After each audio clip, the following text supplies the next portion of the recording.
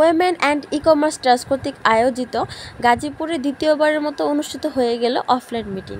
সেখানে উপস্থিত ছিল গাজীপুরের নারী উদ্যোক্তাগণ। গাজীপুরের 4টি উপজেলা থেকেই নারী উদ্যোক্তাগণ এখানে উপস্থিত হয়েছেন।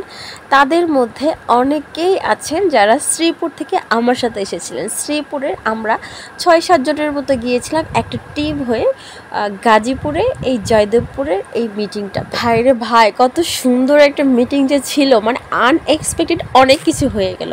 এখানে অনেক সারপ্রাইজ ছিল যেগুলো আমরা চিন্তাও করি না যে আমরা এত সারপ্রাইজ হব। বলতে পারি না আর তেমন কি জিনিস, কিন্তু এটা আমাদের নারী উদ্যোক্তাগণের জন্য অনেক কিছু, অনেক কিছু, সেটা বলে বোঝানোর মতো না। আমরা অনেক এক্সাইটেড ছিলাম যে আমরা ভাবতে পারিনি এমন কিছু হয়ে যাবে। অনেক আড্ডা মাস্তি গল্প অনেক কিছু হলো, পরিচয় পর্ব, খাওয়া দাওয়া সব কিছুই হলো, ফটো সেশন সহ কেক কাটা থেকে শুরু করে সব কিছু খুব সুন্দরভাবে সম্পন্ন হলো। দারুণ একটা মুহূর্ত ছিল।